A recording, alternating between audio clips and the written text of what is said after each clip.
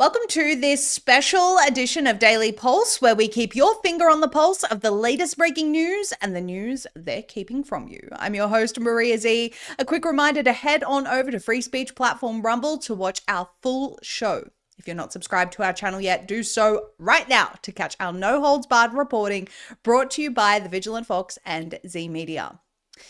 10 years ago, one brave mainstream media journalist dared to investigate Pizzagate, a story about pedophile elites who preyed on children.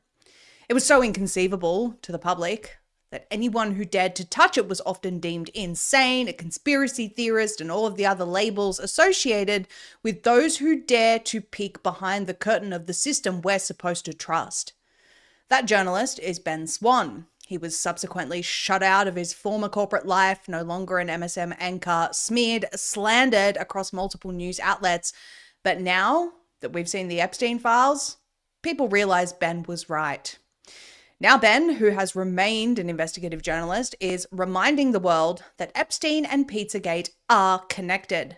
Buckle up for this wild ride. Ben joins us after this short word from one of our sponsors who make our independent reporting possible. Imagine being in your 20s, newly married, and given just 60 days to live by the Mayo Clinic after a grueling cancer diagnosis. That was Rick Hill's reality in 1975 until a letter led him to a Tijuana clinic. There, he embraced Laetrile B17 supplements, enzyme therapies, a raw organic diet, and detox protocols. Within just 3 weeks, Rick was off morphine, gaining strength, and today, in his 70s, he's been cancer-free for 50 years. His story, featured on the Daily Pulse, proves the power of natural alternatives. Now, thousands have followed suit. Richardson Nutritional Center's Laetrile B17 and enzyme therapies paired with organic produce kits and detox support from trusted retailers are transforming lives. Rick reports even people who are suffering from the shots are achieving the same results he did. To use the same protocol that saved Rick Hill's life and receive a free copy of his book, go to rncstore.com/pages/ricksbundle and use the discount code PULSE for an additional 10% off your first order. That link again is rncstore.com/pages/ricksbundle, and remember to use discount code PULSE for an additional 10% off your first order. Ben Swann, thank you so much for joining us today. We appreciate you being here. Glad to be here. Thank you, Maria. It's great to see you. Very much have been looking forward to this conversation. You've been vindicated after over a decade of telling the truth. For anyone who isn't familiar with your work, can you please tell our audience a little bit about yourself and your work over the years? Sure, absolutely. So I'm a broadcast journalist, investigative journalist, have been doing the journalism thing for over 25 years now. Started out as a news videographer, and then kind of worked my way up in the local stations to a morning anchor, a primetime anchor. Have been in Texas where I started out. I was in Ohio for a long time. A lot of people got to know me when I was working out of Cincinnati, Ohio, doing a segment called Reality Check there, and then eventually moved to CBS in Atlanta. That was my last corporate media stop because of a story I did called Pizzagate. We'll talk more about that, I'm sure, in a few minutes.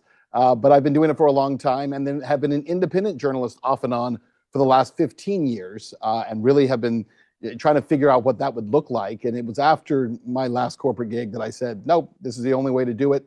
I'm not going to be subjected to other people's controls and censorship anymore. And so have been working as an independent journalist ever since, and trying to put out good content and hopefully make the world a better place, at least a more informed place. That would be the goal.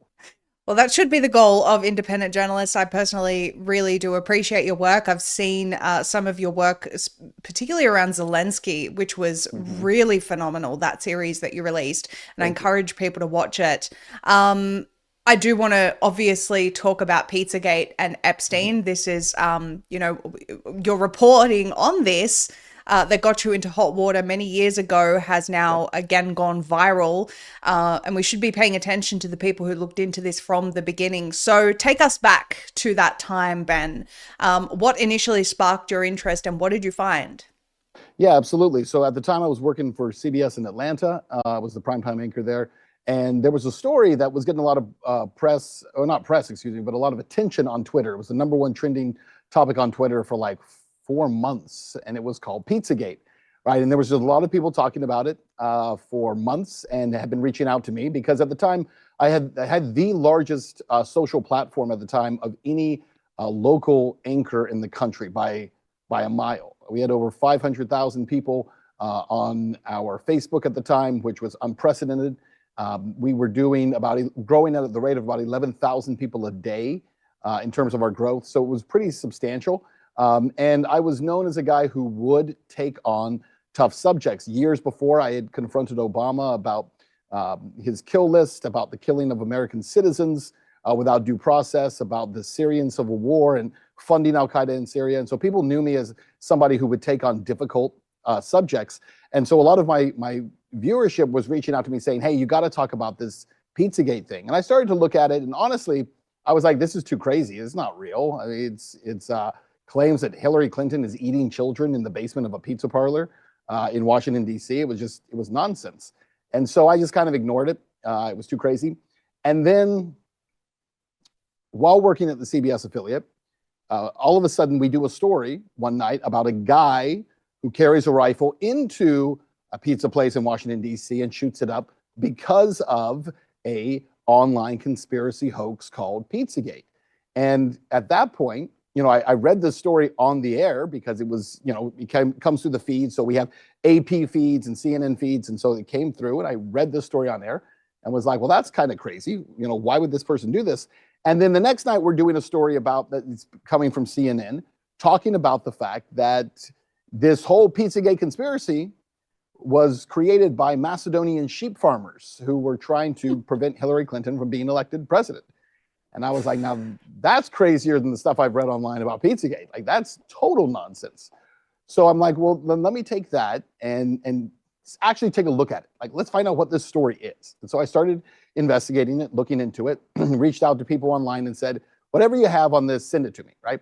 And so they started sending me stuff and started looking at it. And it was bizarre. It was very strange. But the first thing I found was that, Pizzagate was trying to source it. Where does it come from? Where does it originate? And when you find out where it originates, well, it doesn't originate from a rumor. It doesn't originate from Macedonian sheep farmers. It originated with John Podesta's emails that his phone was left in a cab. Somebody gets a hold of that phone. They find out whose it is. They give it to WikiLeaks, and then WikiLeaks dumps 50,000 of his emails online. And so all Pizzagate began with were actual emails that were leaked or stolen and put online that belonged to John Podesta, who was Hillary Clinton's campaign manager and obviously had been in Washington circles for many, many years. Well, that's where it starts from. And then you say, okay, well, then how do we get into stuff about pizza? And you find out, well, within those emails, there are a bunch of emails within there that talk about pizza and talk about pizza related handkerchiefs and then maps on handkerchiefs. Well, that doesn't mean anything to me. The problem was grape juice. Yeah, well, grape juice I think is new. I don't even know if Podesta had grape juice in his. He might have, but it was bizarre stuff. And then there was a group of self-proclaimed, I'm not saying that they were right or wrong, but there was a group of self-proclaimed pedophiles on 4chan and 8chan, right? Which is where pedophiles apparently hang out and congregate and meet each other. At least they did in 2015, 16, and 17. And they were online, and they were the ones who flagged it, right? They said, hey, did anybody else notice that John Podesta has a bunch of words that he uses in his emails that are the same words we use as pedophiles to talk in code to each other? So as a journalist, my question is, well, is that true? So I started looking into that, and turns out, well, yeah, it was true. Actually, there's a 2010 entry going all the way back in Urban Dictionary of if you type in the words cheese pizza, it is a known code word for child pornography, right? Because they use CP. And so they'll say cheese pizza. And then there's hot dog, there's pizza slice, there's a whole bunch of words, right, that are used in this way. And so it's when you read that, it's like, that's crazy. Then I started looking into the FBI, and what did the FBI say about this? Well, the FBI agrees. Yeah, these are words that are used by pedophile rings. And so does that mean that John Podesta is a pedophile? No. He could just be talking about pizza. Absolutely. But the problem is that when you start to read his emails, they're just bizarre. And then there's a lot of other stuff that you get into, and we can go into that if you want, but there's just a lot more to it. So when you start to get it, it did become like this rabbit hole. And so I did this piece, I put it together, I explained to people how bizarre it is. And by the way, I say very, very clearly in that piece 10 years ago that there's no evidence that John Podesta is a pedophile, or that Tony Podesta is a pedophile, or they're connected to pedophilia. But what we do know is that there's a lot of questions here that no one's investigating. So why isn't it being investigated? When this thing is the #1 trending thing on Twitter for months and months and months, not one law enforcement agency can look at that and say, hey, this is weird. This is true. These are words that are used, but we looked into it and there's no evidence of it, right? No one would even investigate it. The problem that I had wasn't that I found something huge that was earth-shattering. I didn't. I just said it on TV. And because I did, the backlash was huge, and the story got pulled immediately. I managed to survive. It's still out there on YouTube, but it was pulled immediately. I got, basically shut down on social media completely for a year, blacklisted. My reputation took a huge hit. They had articles about me in the Daily Beast with a little tinfoil hat on, and I was the Pizzagate truther, and all this crazy stuff that they would say about me. And it went on for years and years and years. Well, now, of course, with the Epstein dump, now all of a sudden we look at it and say, well, wait a minute. Jeffrey Epstein, writing around the same time, 2014, 2015, as all these other Pizzagate emails, has 911 emails talking about pizza. Well, that's crazy. And by the way, the same kind of context that the Podesta emails are. There's this strangely worded stuff about, hey, guess what? Are you sitting down right now? Jeffrey wants to have pizza with you. And he's not saying where, but he knows that wink, wink. And it's like, who's winking about pizza? If you went to my emails right now and you went to my Gmail and you look through it, 10, 15 years worth of emails, I would say you'd be lucky to find 2 emails that even mention pizza. And if it did, it would explicitly say, I'm ordering this pizza from Domino's, right? It would be very clear. It wouldn't be some wink, wink about the pizza. So the fact that these guys have hundreds, if not thousands of emails going back and forth about pizza and pizza parties, it's highly suspect, and it brings the whole thing kind of full circle. I think people are now seeing that in the context of what we also know, right? Because it's not pizza by itself. It's the context of what we also know about Epstein, which is all the references to torture and all the children that they're trafficking and all the young girls. You see, Jeffrey Epstein is so important to the story because he is the one person that everyone can finally agree was super rich. How he got his money is questionable, but he's super rich. He's super powerful. He's connected to every powerful person in the world because everyone seems to take a picture with him. Nobody knows him. Nobody does anything with him, but we all take pictures with him. And then you find out, and he's the one person we can all agree is a chronic pedophile.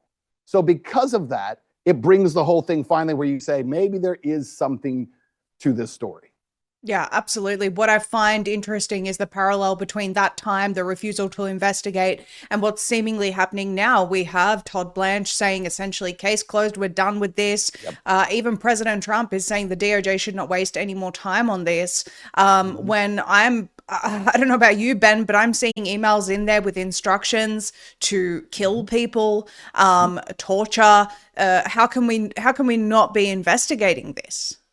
Well, that's exactly right. I mean, you're exactly right when you say there's all kinds of references to torture, and there's oh my gosh, Maria, there's so much here. I mean, we're working on a piece for tomorrow that we're going to release about the whole connection to Zelensky and the connection he has with Epstein, and what appears to be whole conversations about trafficking children out of Ukraine. Right, and that Zelensky wanted to work to take kids out of Ukraine. The funny thing about the way that so many of these people work, and the way the most corrupt people in the world work, is the very thing they accuse you of is the thing that they themselves are doing. And how much have we heard over the last 4 years about Russia stealing all these children going missing that the Russians took? Well, it turns out that we know that that's not even true, right? Melania Trump writes a letter, and Putin's like, here's the list. There's like 300 kids, and we found them all, and most were in Germany and some were in Russia, but this is where those kids are. Meanwhile, what we see in these emails is long conversations about the ability to utilize Zelensky to traffic kids out of Ukraine and to send them off so that Epstein has access to them. The fact that Epstein saw the 2014 coup going on in Ukraine as a great opportunity to take advantage of that chaos. And so we see this kind of playing out. And to your point, the DOJ saying they don't want to waste any more time, or Trump saying, no, let's not waste any more time. You know what the problem is with the story? They haven't wasted any time on it. They haven't done anything with it. I mean, just a few weeks ago, we were still hearing that there was no Epstein list. Yes, no, and no files. There's actually no files. There's no list. There's nothing. All we have is videos of child porn that Epstein was keeping. Downloaded. Yeah. And then all of a sudden, there's millions and millions of files, and and a huge delay on releasing them as well. And of course, we were told that the delay was due to, ensuring that we redact the victims' names. Now the victims have come out and said, actually, there's a lot of identifying information you've put out there about us that puts us in danger. Yet who has been redacted are people that are instructing Epstein to kill people. So, it's absolutely insane. What I want to ask you, Ben, because you've been looking at this for years, and it's so deep and dark. What do you feel the files thus far paint as far as how governments actually work for us? Well, I don't think they work for us at all. I think it's actually less, for me anyways, so far it's less about the files, because the files are exactly what we all knew were going to be in them. Yeah. I think for me, the thing that stands out is what you just described. It is the constant about face that was done to prevent this stuff from coming out. The fact that we have an attorney general who said there was nothing there, and then had said originally, though, she had a client list on her desk and it was going to come out. Then she said, there is no client list. There's no files that are coming out. It's not going to happen. And now all of a sudden, the files are all out. And the only reason they are, by the way, is because Thomas Massie and Marjorie Taylor Greene and Lowen Boebert and all those people who are in Congress managed to force a vote that forced by law the release of all the Epstein files, right? That is the reason that these files are out. It's not because the Trump administration decided to do it. It's not because Pam Bondi wants justice. It's not because Kash Patel decided he was going to wake up one day and actually be the FBI director. The reason they're out is because it was forced in Congress to happen. And they were, by the way, late and in defiance of the law in order to not release those when they did. They're still late. Even though what we've been hearing again up until this point is that none of this existed. There was nothing to it. I mean, Dan Bongino, who's now back doing a podcast, again, is standing up and pretending like he's been out there fighting the good fight. Dan Bongino just weeks ago said Jeffrey Epstein definitely killed himself. He's seen the evidence of it, and there are no files. You just said that. How do you even have a podcast now? Like, who's going to listen to you? You're going to get up and you're going to talk about this stuff in front of an audience and say, well, yeah, I was over there. The only thing you can do at this point, Dan, all you can do is come out and say, you know what? I'm going to tell you the truth. Here's what's really going on. Here's what they're trying to hide from you. I mean, that's the only way you save yourself at this point. And even then, I'm not sure people would believe you. But it would be better than the look we get now, which is him just having amnesia about the last, year or two and saying, who knows what was going on? It's I don't know. It just makes no sense to me. So to me, that's what stands out more about this than even the files themselves. There's a lot in there. Nothing so far surprises me, but I'm glad it's out because there are a lot of people who I think have a difficult time accepting that this could even be real. To your point about the torture and the murders, and there's a lot of really dark stuff in here. And I think when you start to get down that rabbit hole, if you will, of the Pizzagate stuff, right? If you start to talk about that part of it, that's the darkest part, because what we get into there is we go from just trafficking down to satanic, ritualistic abuse and torture of children. And that's the darkest part of this whole thing. And it's difficult to even talk about it. Even on any platform, it's difficult to talk about it because what we don't know, we don't know. But what you do know about it is so dark and so disturbing. I just think a lot of people are still not ready for that. I can't see how they're not. For us who've been, down the rabbit hole for many, many years, we're kind of I guess, been waiting for this day. As you said, we all knew basically what to expect from these files. It's kind of, I guess, good in a way to have the confirmation, although at the same time it's bittersweet because it's horrific to think that this is what the power network really looks like and what they're really up to.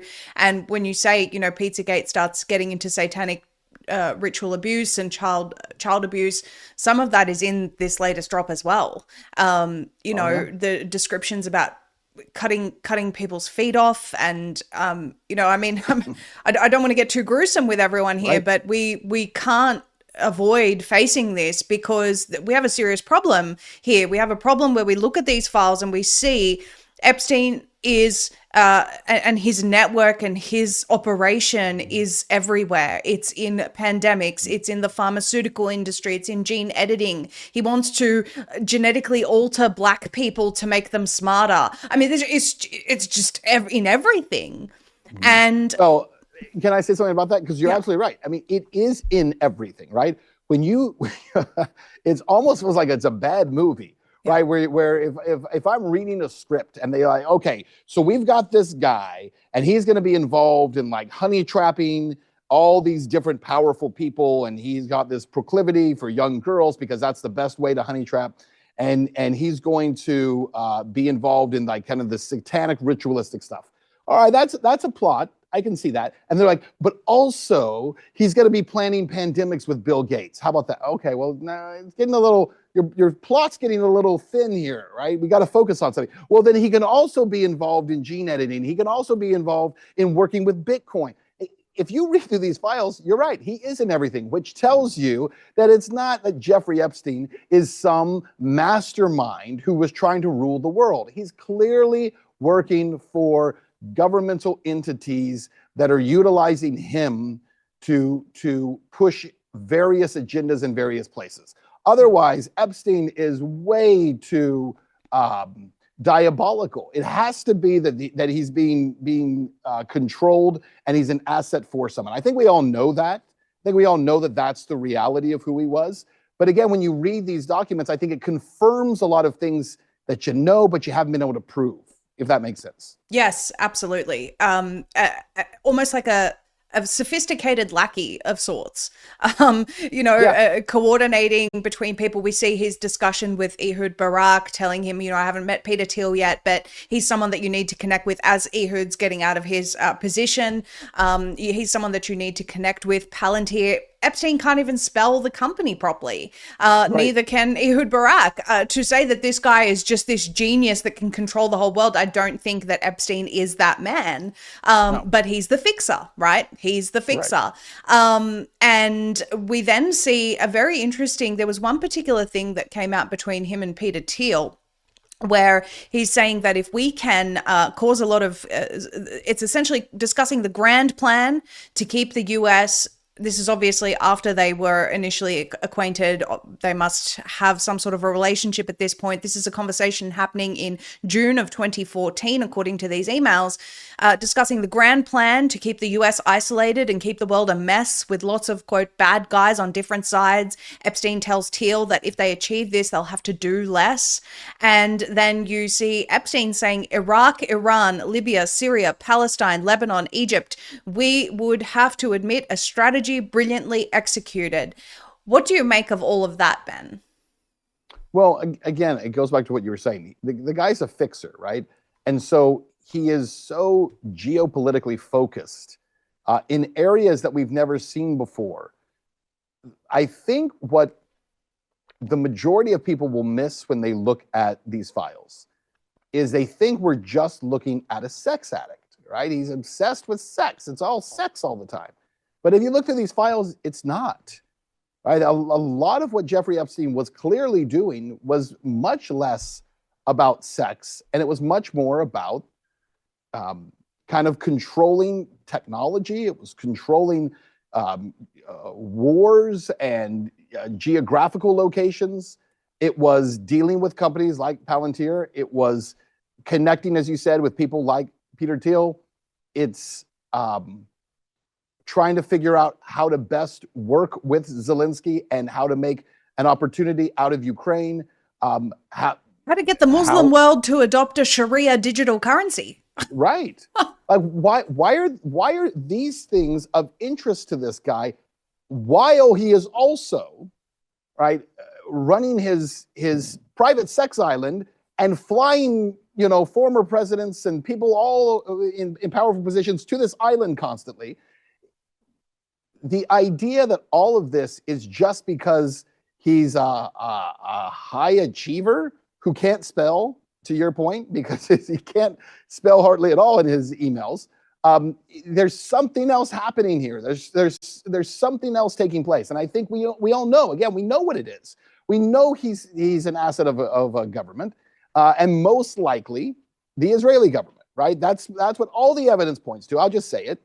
The Israeli government seems to be the one that he was working for as a fixer. He seems to be working for Mossad. That's who it appears it is. Robert Maxwell, who was Ghislaine Maxwell's father, was clearly a Mossad agent. It's well documented that he was a Mossad agent. And then after he committed suicide by jumping naked off of his private boat and you know, killing himself in the most bizarre way possible, all of a sudden, within a couple of years, Ghislaine Maxwell meets a substitute teacher named Jeffrey Epstein, and suddenly Jeffrey Epstein, the substitute teacher, has a bank account full of hundreds of millions of dollars. And so we all, the inference seems to be very clear of who he was. I think what really these files show us, though, is that the things in which he's being directed make much more sense to be coming from a nation state or a government of some kind than his own interests. Because again, some of this stuff is so bizarre, it doesn't really make sense. Now, having said that, does that mean everything Epstein is doing is being directed by a foreign government? And I don't think that's necessarily the case. I think that's too simple of an answer. Oh, well, then we can just blame Israel for all of it. I think that's wrong. That's not the correct response. I think the correct response is he might have been a Mossad agent or an asset, and he might have been conducting, doing work on their behalf and being well funded for it. That doesn't mean he's not also got his own things on the side that he's working through. And I think that's part of what we see in these files as well, is we're seeing that Epstein himself, maybe he started to believe his own hype and believe he was some kind of super genius who was going to reshape the world in various ways. The digital ID financial nightmare isn't coming someday, it's already here. Governments and major tech companies are racing to tie your identity, your money, and your access to everyday life into one centralized digital profile. Apple has already rolled out digital ID at hundreds of TSA checkpoints.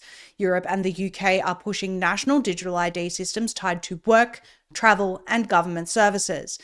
And once a single digital identity becomes the gateway to your bank account, your job, or your ability to move freely, compliance stops being optional. History tells us exactly where this leads. When access to money becomes programmable, it can be restricted, delayed, or shut off entirely based on behavior. We saw exactly that during the trucker protests in Canada.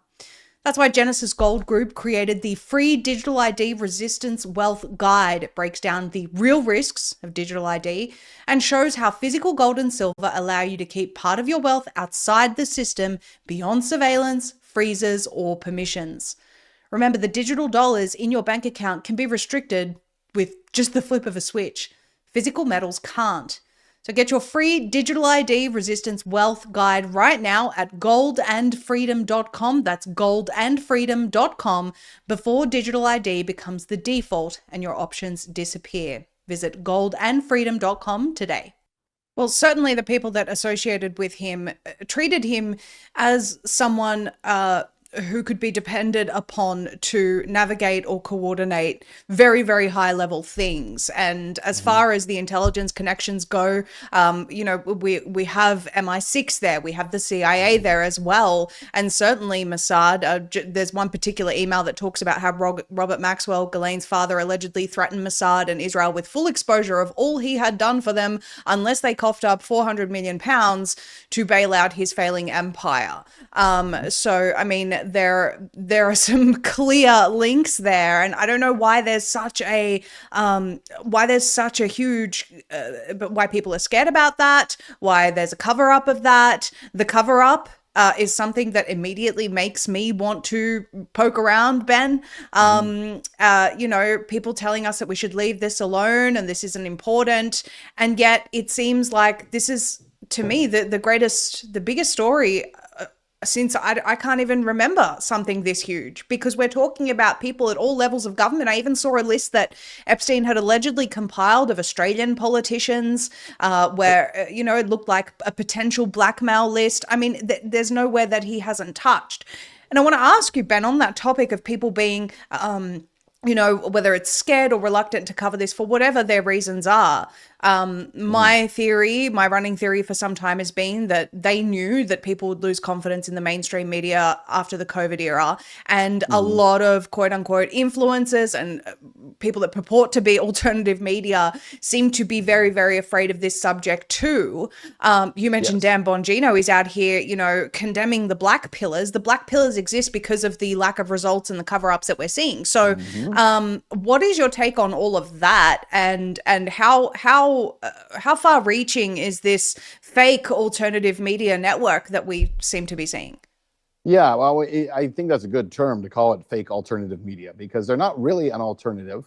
In fact, they are just their own new brand of it. JP Sears, I think he's hilarious. I don't know if you watch a lot of his stuff, but he just did one recently. Yeah, he's so funny and very smart. And he did one about conservative MAGA influencers now not knowing what position to take on anything, right? And it's them trying to figure out, like, oh, we're talking about ICE, and how are they going to talk about ICE? Because they don't really know what position to take, and they don't know what position to take on COVID. They don't know what position to take on anything. Well, part of the reason for that is because, and I'm not trying to take shots at anyone, so it's not meant like that at all, right? But the reality is the vast majority of people who have built online followings in the last, 5-6 years, especially, post-COVID, a lot of them are not journalists and they're not investigators. They go out and they grab headlines and they get attention on posts because they just say whatever feeds into the echo chamber of the audience that they're speaking to. So whether they're on the left or they're on the right, they're just shouting at the same group of people and they're getting them fired up. And I've said for a long time, I think that's a terrible model. And the reason I do is because eventually your audience will eat you. That's ultimately what will happen, right? Because unless you become a slave to that audience and you say whatever they want you to say, then you're done. Because the moment you deviate, the moment you say something they don't like or they don't agree with, they're gone. They'll move on to the next person. And then all of a sudden you don't have the clicks, you don't have the follows anymore. It's just not there. And so one thing that I obviously can lean into is the fact that I've been doing this a long time, and my journalistic record is very consistent. You can go back 10 years, I'm saying the same stuff I'm saying today. You can go back 15 years saying the same stuff that I'm saying today. And it hasn't changed. Well, the problem with that is that you don't get the same spikes, the highs that everybody else gets. And you don't get to watch, taking advantage of that moment that everyone gets to do. And, all of a sudden there's something happening and they all jump out and get a lot of attention. And then, that viewership spikes and they're doing great. But then all of a sudden, when something like this happens, right, the Epstein files are out, to your point, maybe the biggest story of our lifetimes. And I feel like it's getting very little coverage from most of those, especially conservative influencers. A lot of them are avoiding it completely because they don't know what position to take. What position do you actually take? A few of them have finally latched onto the Bill Gates, Jeffrey Epstein connection and the discussion of pandemic planning. They love that one because safe, right? I can talk about that one. Nobody on the right likes Bill Gates, very safe. They don't like Jeffrey Epstein, very safe, and they hate pandemics. So, okay, we can talk about this one. So they'll talk about that. But everything else, they kind of want to avoid. And so I would say that the influencer crowd, and that's really what they are, they're influencers more than they are journalists. They, I think, would be in agreement with President Trump that they love for everyone to stop talking about the Epstein thing because they don't know how to talk about it because it doesn't necessarily fit into their narrative. And what I would say about a story like this is that, again, if you step back from it and you say, this is not a right-left issue. It's just not. This is an issue that is way beyond politics. And by the way, people from both sides of the political aisle are involved in it, and they're wrapped up in it. And if we're talking about the actual scandals surrounding, high-level pedophilia, that also transcends parties and politics. It's nothing to do about whether you're on the right or you're on the left. It just doesn't. One thing I mentioned 10 years ago in the original Pizzagate report is that John Podesta had a lot of emails back and forth with a very close friend of his by the name of Dennis Hastert. And Dennis Hastert, if you recognize that name, was at one point the third most powerful person in the United States. He was the Speaker of the House for the Republicans in the late 80s, early 90s. And Dennis Hastert, in his old age, everyone in Congress is old, but I mean his real old age, in his 80s, was finally sentenced to prison for 15 months because of the fact that as a wrestling coach, he had sexually abused dozens and dozens of young men who had been on his team. And he was finally convicted of it in his 80s and was sentenced to prison. And when the judge sentenced him, the judge said to Dennis Hastert, he said that he was the most prolific and violent offender, sexual offender he had ever sentenced, which says a lot. Wow. Dennis Hastert, as I mentioned, was the third most powerful person in the United States. None of that is theory. None of that's conspiracy theory. None of that's rumor. That's a man who was finally convicted of the crime that he had committed, and obviously did not serve near long enough, in my opinion. 15 months is nothing, but I guess, there's other circumstances that play into that. But the point is that is a real world example of where someone who is incredibly powerful was involved in the sexual abuse of young men.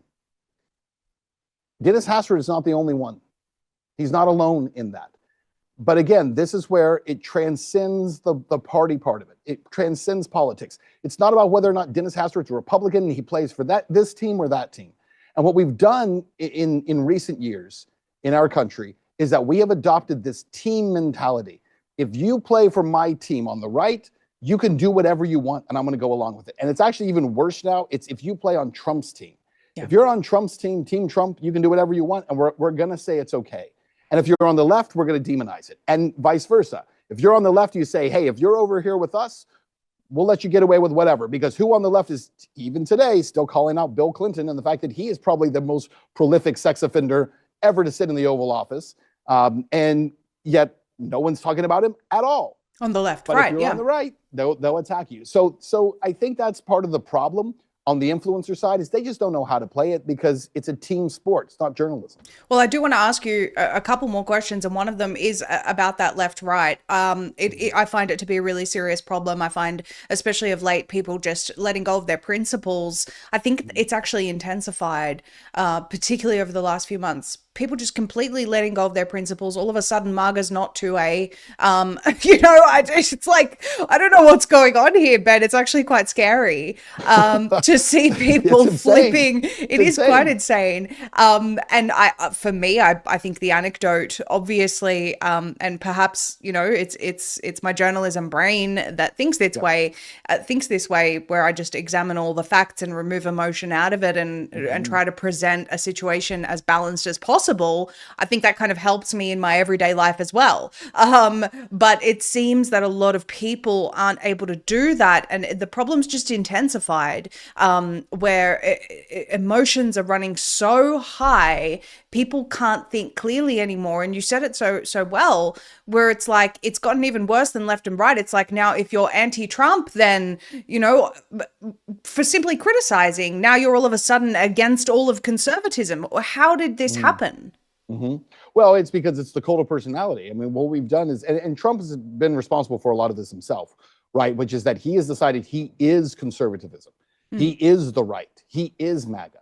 And so you can't, if you disagree with him, you're not MAGA. Well, what does that mean? So if you alluded to this right now, but Jeanine Pirro, who's the U.S. attorney over the D.C. area, you're referring to her interview on Fox the other day, right? Where she says, if you bring a gun to D.C., I don't care if you're a law-abiding citizen, I don't care if you have a permit to carry it, you're going to jail. Well, really? Or the fact that the armed protester in Minnesota who was just recently killed. And he's got a license to carry this gun. The gun was holstered. There's a lot of questions about what he was doing there and was he trying to agitate, and the video of him kicking a car. I get all that, but that's not the point. The point is what we're hearing from the right all of a sudden is, well, if you bring a gun to a protest, you deserve to die. You get killed. Or just simply you can't bring a gun. The left would have said. That's exactly what Antifa would have said. Yeah, or just simply, Ben, you can't bring a gun to a protest. Like we see Kash Patel saying. What do you mean you can't bring a gun to a protest? Yeah, well, who said you cannot bring a gun? He didn't have the gun out. He wasn't brandishing the gun. Oh, he also had magazines on him. Oh, okay. So all of a sudden, it's like Kash Patel sounds like he might as well be Janet Reno. Like how in the world did the right in 2 years suddenly say, you can't carry a gun to a protest. If you carry a gun into the wrong area, we're going to throw you in prison. But it's like 2 years ago, this would never have been said. Trump campaigning for president would never have said this. And now all of a sudden, people in the administration are saying it. And the problem isn't the people saying it. It's the people who are the influencers and the journalists who are covering them who say nothing about it. Right. Who say, no, our allegiance is with that person over any principle. And that's what we're missing right now. You got to believe in the principles. That's the whole point of having a constitution. And if you believe in the Constitution, as I do, you believe in the right to speech and the right to carry a firearm, and you believe in the right to due process. And it doesn't matter if the other person is on the left or the right or in between. The Constitution doesn't care about politics, but the influencers do. And so nobody has any principles. The most influential people right now in media on the social side have no principles at all. And so they're leading a lot of people astray right now. Yeah. It's pretty.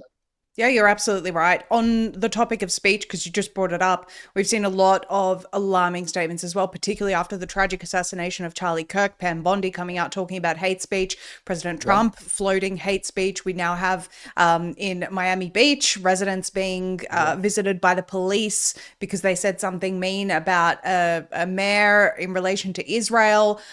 Very concerning UK style, statements and behavior happening here. Yeah. And I wanted to ask you, do you think that, because the internet's not letting this Epstein thing go, it's not going away. It's absolutely not. Do you think that this may be something that they use as an excuse to start trying to control speech? Well, I don't think they'll use this as the reason to do it, but they'll look for any reason to do it. And to your point, when Charlie Kirk dies and someone laughs at him and Pam Bondi's like, we're going to go after you. Going to go after people for laughing at Charlie Kirk for dying because not all speech is permitted. Again, like if we wanted that, MAGA would have voted for the Harris Walz campaign. If this is what you wanted, was a anti-2A, anti-free speech censorship regime, that's what you would have gone for. And again, I don't even think a lot of this stuff, and now I'm going to sound like an apologist, I don't even think a lot of this stuff is Trump. I just think these are the wrong people in these positions. Like, someone needs to tell Kash Patel to blink, stop it with that crazy stare, and become a conservative or get out of that spot. Dan Bongino, thanks for going back to your podcast, buddy. Get out of office because you shouldn't be there. You're not qualified to be there. Where is Matt Gaetz? Put him in there and get Pam Bondi out so we can have a real attorney general. I mean, that's what you need. Is you need principled people. And that's why I also dislike the fact that Trump hates Thomas Massie so much, because he's the most principled guy in Congress, period. Doesn't matter what anybody else says. That's it. He is the guy. He's not going to lose his race despite all the money they're pouring in against him. He's going to win because he's principled. And that's what the American people need, is we need principled leaders and principled administrations.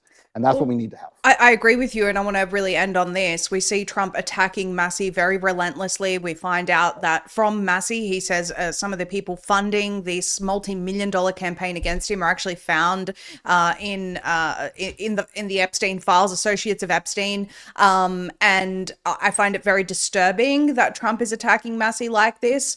His voting record is actually, pretty much most of the time voting with Trump. So when you look at the people that are attacking him and who President Trump is choosing to side with at the moment, the cover-up that's ensued, all of the people that were involved in trying to stop these Epstein files from coming out, it paints a very, very disturbing picture, Ben. And I just want to know where you think the country goes from here. Yeah, people want principled people. They may be looking to JD Vance. JD Vance has a lot of Peter Thiel links. So, I mean, where does the country go from here? Well, I think, MAGA's dead in terms of the coalition that made up MAGA for 2024. What am I talking about? 2024. That coalition's gone, right? Because it was made up of a lot of independents. A lot of those people are out. It was made up of a lot of libertarians. They're all out. And then on the conservative side, the neocons have kind of taken it over for the most part. And so it's kind of just become the new neocon party. So who picks it up from there? I think the best thing that happens is you get a strong primary on the Republican side, and you bring out a lot of people, because I don't think JD Vance is guaranteed anything. I don't think Marco Rubio is guaranteed anything. I don't think it'll necessarily even be someone within the administration. I think there's a lot of room there.